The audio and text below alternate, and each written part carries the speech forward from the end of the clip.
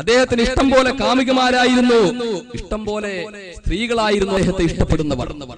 അദ്ദേഹം ഒരിക്കൽ ഇരിക്കുമ്പോ വിശുദ്ധമായ ഖുർആന്റെ കോപ്പി കൊണ്ട് കൊടുത്തു ഒരാൾ. ആ ഖുർആന്റെ കോപ്പി കൊണ്ട് കൊടുത്തപ്പോൾ അയാൾ തന്റെ കട്ടിലിനടിയിലേക്ക് വലിച്ചെറിഞ്ഞു. ഈ ഖുർആൻ വായിക്കാൻ എനിക്ക് മനസ്സില്ല, ഇത് പാരായണം ചെയ്യാൻ എനിക്ക് മനസ്സില്ല എന്ന് വലിച്ചെറിഞ്ഞു.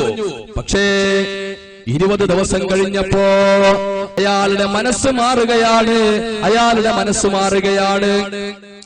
ഒരു ചെലവ് ഭാഗം അംഗീകരിക്കുകയും നെഞ്ചോടടുപ്പിച്ചു പിടിക്കുകയും ഭരണഘടനയായിട്ടുണ്ട് നടക്കുകയും ചെയ്യുന്ന വിശുദ്ധ ഖുർആനാണല്ലോ ഞാൻ വലിച്ചെറിഞ്ഞത് എന്ന് ചിന്തിച്ചുകൊണ്ട് ആ ഖുർആനെടുത്ത് നിവർത്തി നോക്കിയിട്ട് ഖുർആന്റെ പേജുകളെങ്ങോ വായിക്കാൻ തുടങ്ങിയപ്പോ, അത് പാരായണം ചെയ്യാൻ തുടങ്ങിയപ്പോ, അതിന്റെ അർത്ഥം മനസ്സിലാക്കാൻ തുടങ്ങിയപ്പോ അയാൾ അറിയാതെ വിളിച്ചു പറയുകയാ, അശ്ഹദു അല്ലാ ഇലാഹ ഇല്ലല്ലാഹ് വഅശ്ഹദു അന്ന മുഹമ്മദർ റസൂലുള്ളാഹ്.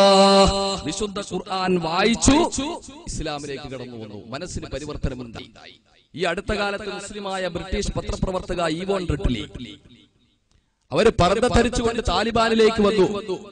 പക്ഷേ താലിബാൻ പട്ടാളക്കാരാൽ അവർ പിടിക്കപ്പെട്ടു, അവർ ജയിലിലടയ്ക്കപ്പെട്ടു.